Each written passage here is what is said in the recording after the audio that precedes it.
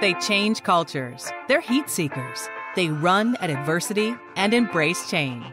These are the room tilters. Somebody who can change the temperature in a room when they walk in.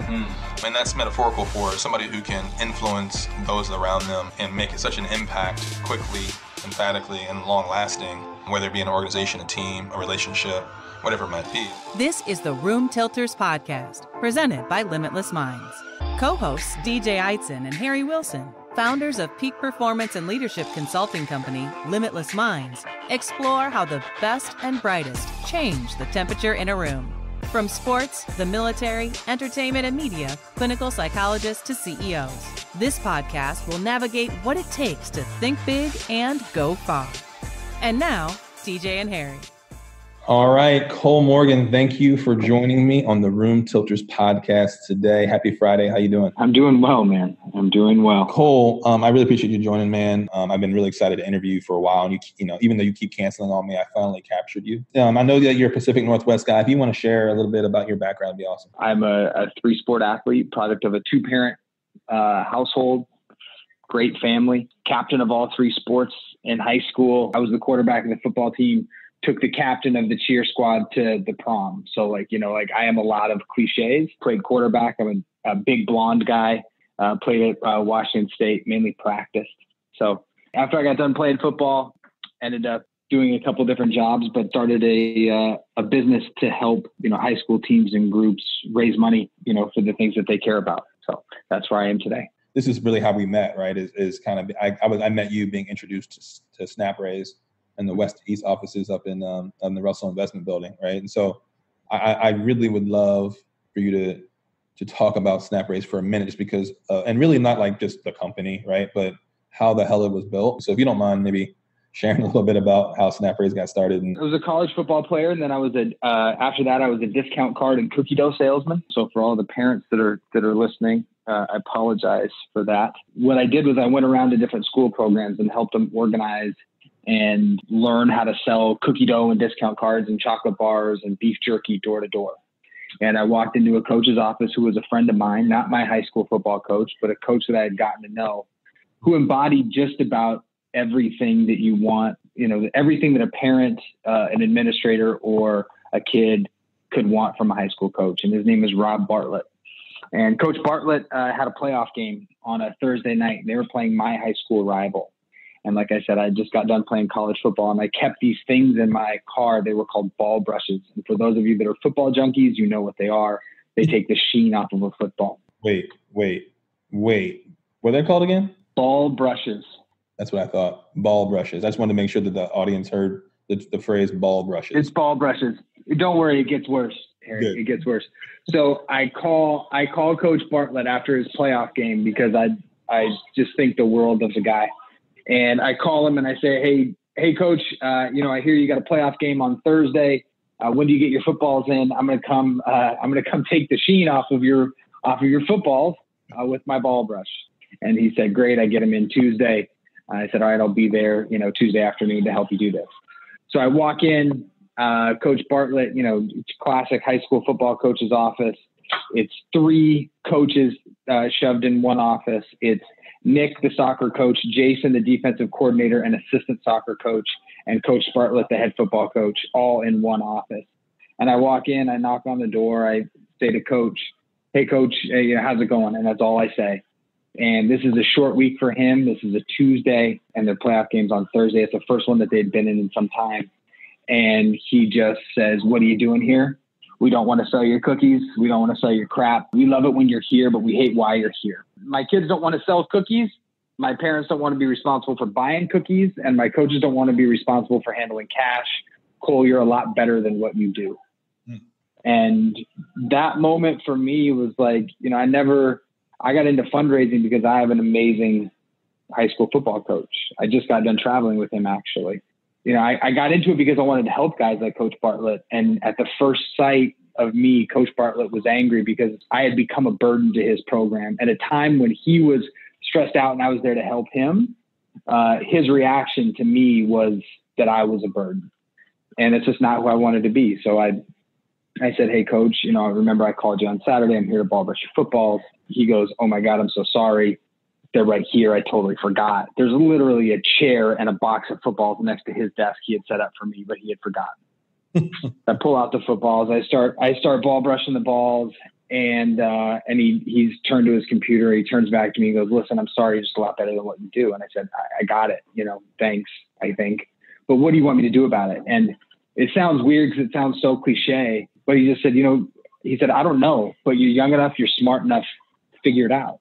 Mm-hmm. And I was 26, 27 at the time. And so I was just like, oh, okay, right? If the guy that I want to be is someone that helps coaches and kids and support programs, then I got to do something. Then I can't be doing what I'm doing right now, because this guy that I believe is my friend that I'm here to help doesn't see me in that light. And so then I just started looking around like, all right, kids are on their phone. People are using credit cards. Administration don't want people to buy things through cash. Kids can't be liable. Like all these things that were happening in the world around us.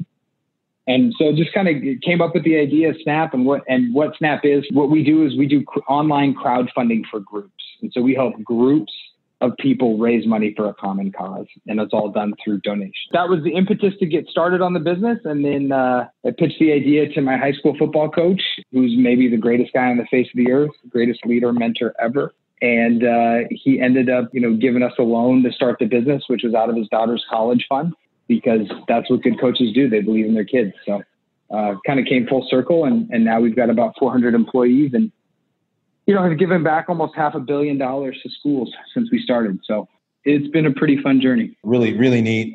Looking forward to continuing to see SnapRaises' success, because there's more to come, and you guys are making a big impact, in the lives of our future, right? And also the parents and coaches and staff and different leaders and across the country. And so congrats, kudos to you guys. That's really awesome. So you're in your early 30s now. You just turned 34 last week. So 34. You're getting old, man. You're getting old. I know.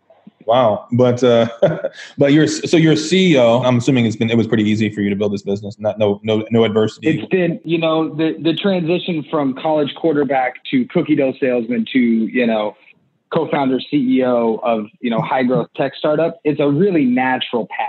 No, man, it's been extremely hard. Right. And I figure there's a ton of challenges along the way, and I'm sure there's things that have surprised you. And actually, what has surprised you? Like if you're being, really real, what's probably surprised you most about running a business, running a startup, being an entrepreneur? It's so hard because you think, I'm dynamic, I'm flexible. Everyone else around me is going to be as flexible as I am as we go through this journey, because I understand that I'm learning along the way. Right. And you think that everyone else is kind of in that same boat. And for the most part, a lot of people are, but it only takes a couple dissenters for things to get fuzzy. Right. But I would say probably the biggest thing is like, you have to be, if you're thinking about starting a business, or you have already started a business, or you're leading a group, you have to be so careful. If you know that there's going to be change and evolution along the path, there will be, period, end of story. Especially if you have any tiny bit of success, there's going to be change and evolution. And the expectations that you set for yourself and for those people around you, if you make hard and fast rules, they're really hard to change people's mindset and expectations. So an example of one thing, and it's just, it's semantics, but can mean the world of difference. One of the things I think we did in the beginning that was really tough was we referred to Snap as a family. Mm-hmm. My mom owns a business, and my mom and my dad started a business a while that my mom now owns. And, she has done such a great job of cultivating this really amazing family of people in this network. And I learned a lot from that, about how you cultivate community around your business. And it's awesome to see. She has had dedicated, loyal employees and workers and friends that have come from her business. And it's been amazing. So what I did when we started the business was we started referring to a lot of things as family. And when you go on this journey of, this small, tight-knit group of people, not everybody can make the entire journey. Mm-hmm. And so when you call things a family and you set an expectation that you're a family, you're part of the Snap family, Well, family, you believe it's an inherent right for you to be a part of the family, right? You just are a part of that family. You just are. But team is very different. But in the context of work, you're trying to express the same thing. So calling ourselves a team would have been a lot better, because you're expected to perform every day to earn your spot on the team or on the roster, right? Family, you just get to show up and be a part of the family. So I think for us, one of the really hard things has been resetting the expectation that we aren't a family, we are a team. But you get a lot of what you want from the cohesiveness, love, from a team concept that you get from a family. It's just, there's two very different expectations when you say both of those things. So that for me has been one big learning is going through that transition. It reminds me of Seahawks, where they you know some Seahawks? I know like one. I did not know that. One and then a couple other. Got it. But it reminds me of their championship run, and then obviously post-championship run. And obviously there was a few guys on the squad who were gone, who left kind of with this a lot of weight on the shoulders relative to how they felt about their loss. Really, they're not their loss, but their departure from the team. And it's really interesting because some of them are really beloved Seahawks that have been here, that were a part of the championships, a part of the losses. And they left with this like visceral reaction to having to leave, right? And we all know, and many know that the NFL is a business, but I think one of the challenges is that a team like that in the past, really called themselves family or a band of brothers, right? That kind of thing. Yeah. I think that but to your point, like it runs, especially in the NFL, just like a business, it runs its course. Not everybody can be there for the entire story from beginning to end. At some point, unfortunately, that band of brothers gets broken. And then relationships are hurt, and there's challenges, and then it affects the culture, good, bad, and different. It affects the culture, and so I think we've seen that with the Hawks a little bit, and I think you see that with a number of different teams and organizations. But that's an interesting distinction that would surprise me too, and actually that gives me something to think about as we build our business, because we are starting like a family business almost. My brother, my best friend, and somebody else we've been working. I've hired. I've got 6 or 7 people I went to high school with. We've got, my cousin's fiance, there is family all over this place. And quite honestly, family has done a really good job of respecting kind of the boundaries of performance. And I think it's maybe because of the closeness to me that they see the stress that I have to go through potentially. Just the difference in between team and family is pretty big. Obviously, there's adversity along the way. There's micro adversities on a daily basis. There's macro stuff like, really big picture things that have happened. And we're not going to get into all those things. But I am curious to ask you, like, how do you, what do you draw from to manage adversity? Obviously, you were a multi-sport athlete. You played at a really high level in a Power 5 school. What do you draw from to manage adversity? And do you have a personal game plan or an organizational game plan at Snap that helps y'all get through that stuff? What I draw from a lot is football. Getting to play quarterback at a high level, you get to experience stress and watch panic at a level and at a rate that you wouldn't. It's on a clock, right? So people are stressed out in the moment because of where you are. And then coaches trying to get plays in, they can't get a play in time. Teammates that want the ball, and you have to communicate so quickly in such a fast paced, hectic environment. And you have to be able to use very few words to get your point across, because you only have a set amount of time before you have to move on to the next thing. So you have to be so clear about your mission and understanding of what you're up against and the people that you have around you that you're attacking this problem, which would be a defense. I draw on football a lot. Locker room dynamics, locker room cancers, teammates you can count on in the clutch, where you go back to when things get tough, right? Like I'm sure Russ, he would probably never say this publicly, but I'm sure when things got hard for him, even though maybe getting the ball to a certain receiver wasn't necessarily the best read, he probably felt really dependent upon certain guys within the team to get the ball to when things were tough, right? Like there were people he was looking for to count on. And it was based on the reps and the work that they had done in preparation for when times got tough. So I lean on football like you wouldn't believe. I think sports and team-based activities, group-based activities, anything where you have to communicate and collaborate with others as a young person, and then especially if you're in a leadership role, I think it shapes you.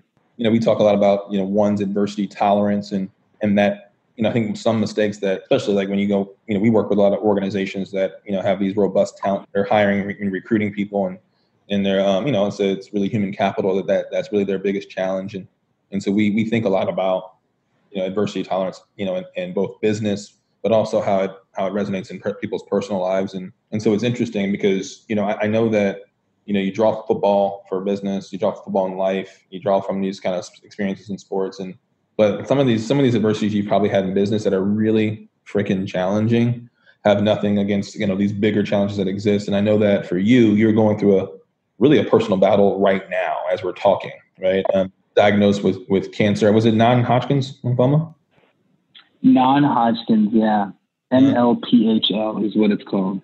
Yeah. Non-lymphocytic predominant Hodgkin's lymphoma. I probably said it wrong, but yeah.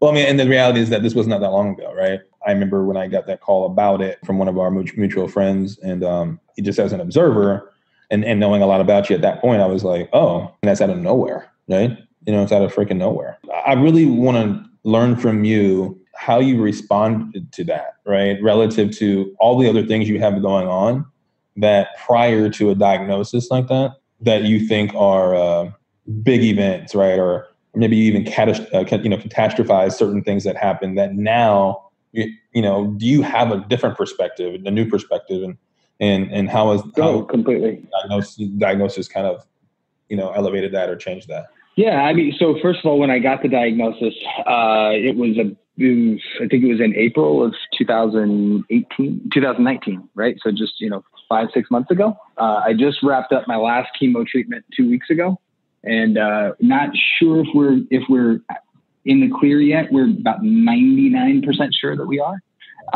But I'll know that in a week or so. So, yeah. So, when I got the diagnosis, I was oddly excited because I felt like I could attack it, and I felt like I was given this gift. So I got diagnosed. I took 36 hours and I cried. And I thought I was going to die. I looked at everything that was going on in my life, and I said, if I do die, what are all of the things that I don't need or I could give up, right? And what are all the things that are waste in my life? And I think we've all probably gone through that exercise of like, gosh, I just got to clear out all this crap. I've got to go to the gym more. I've got to cut off that relationship. I've got to stop, letting that drag me down, or I got to stop worrying about that. It doesn't matter. But then we have those conversations with ourselves, but because you're actually not scared to death, you still hang on to some of those things, and then you let them creep back in. And for me, it was almost a weight lifted to get the diagnosis, to have that moment of being scared for my life. But I've got this moment of clarity that I never would have had before. And being so involved with the business, everything else that's gone on in my life in the last few years, I just got to clear my plate and say, how do I want to live? Right. And then what I did was right after I had that moment, I called a mutual friend of ours, Trevor Moad. And I back to the Russell Investments building. I probably owe your brother a thank you, by the way. Went and met with Trevor in your brother's office. And I said, hey, I got to talk to you about some stuff, and I need to put together a game plan. And he said, okay. So we met, right at your brother's office. It was just, the timing was serendipitous. And I told him what was going on. And probably the best advice that I have gotten that will, I think, carried me through this whole thing was, he said, what did you do the day before you got told you had cancer? And I said, I went on a 30-mile bike ride. And he goes, and did you feel sick? And I said, no, I didn't. And he goes, so did you feel more sick the day you got told, you had cancer? And I said, no, I didn't feel more sick. And he said, well, then do me this favor. He said, there's going to be days when you feel sick. And on those days, be sick, stay at home, lay low, rest. But on days that you don't feel sick, don't be sick. And for me, that was like the biggest thing, because you get told you have cancer and it's like, okay, I'm sick now. I'm like, no, I'm not. That's between my ears. Like, I had the same thing that when I went on that 30-mile bike ride and was trying to set my personal best, finish to my ride, right? I had it. Yeah. And then I had it the next day too. And when I had that conversation with Trev, I said, okay, all right, I could do that. I said, do you suggest? I said, okay, so what I'm going to do, Trev, is I'm going to send an email to all of my friends and family and, texts and whatever, and say, this is what I have. And don't ask me how I'm feeling, because I'll tell you. If it's a good day, I'll be who I am. And if it's a bad day, I'll let you know. And for me, being able to have that perspective from Trevor to realize that I could control this. I'm not a control freak by any stretch of the imagination, I don't think. I was in control of how I reacted to this, because that was like one of the only things I actually had control of. And so every day was a different day. I wasn't just sick until I was told I was cured. I was just Cole, and some days I didn't feel well. And that was the way that we all kind of handled it. Because of that conversation with Trevor, I didn't miss a day of work going through my entire chemo treatment. So my doctor said that they had never seen that before. So Wow. Well, I mean, you're a young, strapping 34-year-old with a little bit of money in your back pocket, just a little bit, and relationship. So you got a lot of things going for you. So that probably helped, keep you. And also you're friends with people like me that elevate you a little bit. You know what I mean? Oh my gosh. My friends and family, my girlfriend. Yeah. I mean, everybody has just been absolutely incredible. So you're definitely on the thank you email that will go out once I get the all clear. So that's for sure. I've already been writing that. I love it, man. And I think it's kicking ass, and I'm looking forward to continue hearing good news about the recovery and the process. And also I'm waiting for those beautiful blonde locks to grow back. I can't wait for that too. I'm visualizing it. I'm visualizing it right now. I'm putting it in the ether. Yeah. You know what I mean? So thank you. Appreciate that. Hearing about that. So listen, I just want the listeners to realize that because a lot of people are going through different things, right? And there's business challenges, there's, relationship challenges, personal challenges, and there's, these big macro challenges that are health, wellness, cancer. Cancer is one of the biggest words that affects all of us in some way, shape, or form, and directly, indirectly. Yeah. Nobody ever expects it to directly affect them, especially somebody like you who's kind of got it going on, right? As you mentioned, like you're, big old tall cliche, right? And in a way, I'm a walking cliche. Yeah. In a way, you kind of like hit the mark again on being a cliche, because you've, just like many millions and millions, you've suffered through this, right? In your own way, and so hopefully, I know that your story is going to continue to turn in a positive way. So thanks for sharing that with us, dude. I think that there's one concept that we talk a lot about, in Limitless Minds, our business, but also just kind of in our four walls, in our house even, is this concept called the illusion of choice. And that, Trevor, my co-founder and CEO, has talked about a lot with, the organizations and teams and individuals he works with. And I know we've talked about it a little bit, that they're really, if you want to be great, there really aren't that many choices. I mean, there's only a few things. Yeah. How is that manifesting itself in your world? Tough decisions that have to be made. What I tell people my job is, at the core of what I do every day, is I have to try and figure out how to get the most amount of money back in the most effective, efficient way to high school coaches, colleges, but high school coaches and teams across the entire country, right? And if that really is my goal, then I don't really have a lot of choices, right? If someone within the organization is affecting us from doing that at our best, friend, family, longtime employee, be damned, like, you can't be here. I think the illusion of choice comes from, people have to understand that, like, if you really want the thing you say you want, then there really isn't a lot of choices, for you. Like, you have to do some tough stuff, but if that thing that you said you want is really what you want, then If it takes 60 hours a week or 80 hours a week, and it takes you being away from your family and your kids and your loved ones, then that's what it takes. So there's no shortcuts, you know? That's right. And I think that your trajectory as a CEO and a young like entrepreneur is really kind of similar, and to me, really kind of similar to like the young athlete who gets drafted, right? And then is not making that much money, but then shows that they're worth, a bigger contract, if you will, right?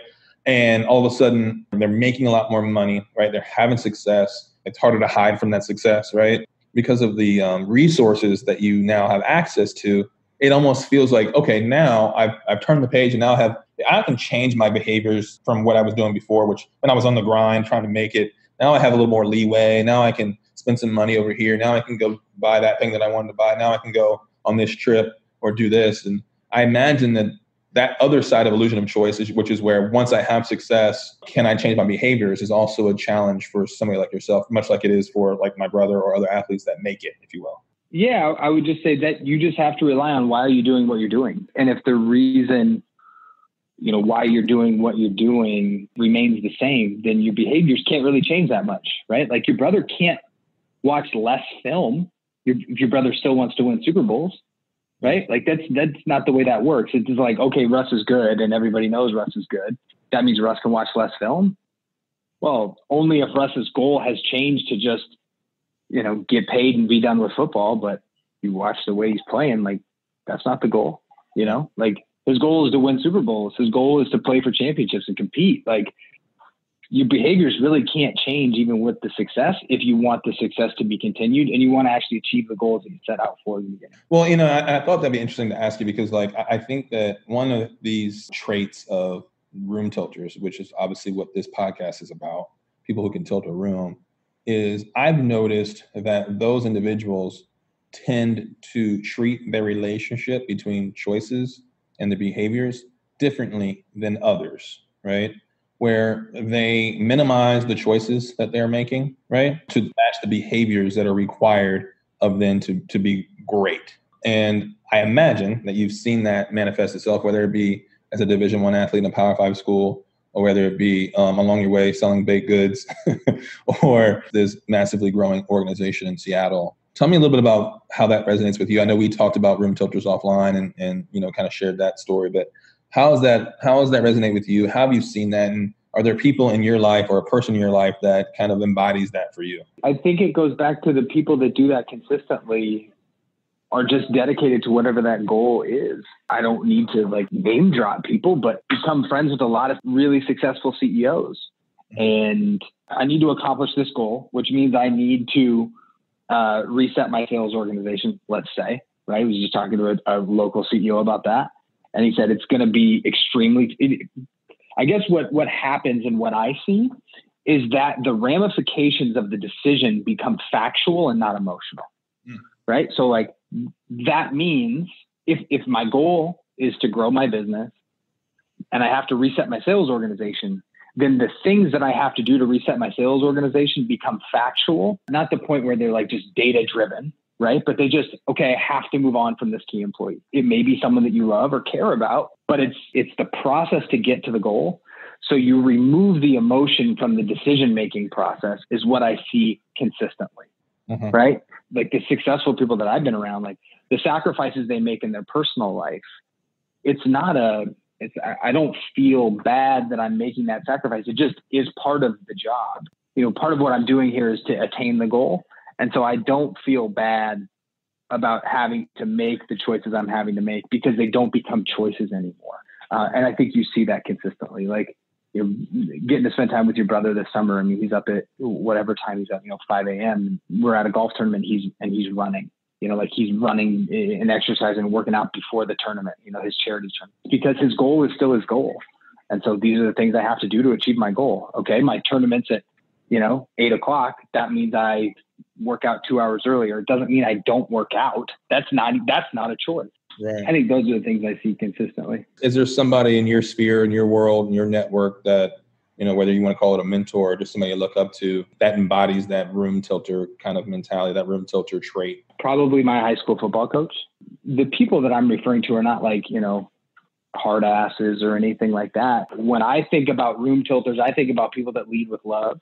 When I really think about room tilters, and he is a guy that you want to play for, a guy that you want to be around. He's like that with his friends. He's like that with his family. He, for me, he is what I see from him, and what I've learned is honesty, vulnerability, transparency. Those are all traits that people gravitate to, and he's just naturally a leader. For me in my life, that's probably the guy that I see as the biggest room tilter, is that guy. It's Doug Trainer. That's great, man. Well, listen, dude, I really appreciate you taking the time to holler at us on the Room Tilters podcast. Hopefully you'll come back and see us and keep us updated on what's going on with Snap and all the other stuff going on in your life, man. I really appreciate you. And listen, before you go, though, I'm going to give our listeners a little more knowledge on Cole Morgan, the man, the myth, the legend. I got some rapid fire, not really rapid fire, maybe more so just general questions that are random, really random as hell. And so my first question for you is, what's your favorite Seattle restaurant? Or it can be outside of Seattle, but somewhere up in the Pacific Northwest. What's your favorite go-to restaurant? Ooh, well, it's anything by Renee Erickson. Okay. I love French food. She does a lot of French inspired stuff. So anything by Renee Erickson. But there's one actually right by my house called Shirley, and they have a great pate. Ooh. That's where I would go. Man, you sound bougie, dude. Pate. All right, cool. And then in your next life, if for those that believe in the next life, what would you be? You would be a professional what? Oh, race car driver. I would drive if I could in like the Rolex sports car series. That's awesome. And my next question, what hidden talents? Hidden talent, I can run a mile in 4 minutes. How's that? Really? Yeah. That's a talent. I had no idea. I know, right? I got two more for you. Favorite movie of all time? Probably The Usual Suspects. I like it. Mine's I got two. Mine's Goodfellas and then Sandlot. I might be like Little Rascals too in there. And then last one is favorite musician or band, dead or alive. Favorite musician or band? Oh, it's Jay-Z. Because Jay-Z's a musician, right? We're calling Jay-Z a musician. Of course, but he is definitely a musician. Yeah, it's Jay-Z. Jay-Z. All right, man. Well, listen, now that folks have gotten to know Cole Morgan a little bit, we can sign off. I appreciate you joining Room Tilters podcast, brother, and we'll see you here pretty soon up in the Pacific Northwest. Thanks, man. Thanks for having me. You've been listening to the Room Tilters podcast, hosted by DJ Eitzen and Harry Wilson, presented by Limitless Minds.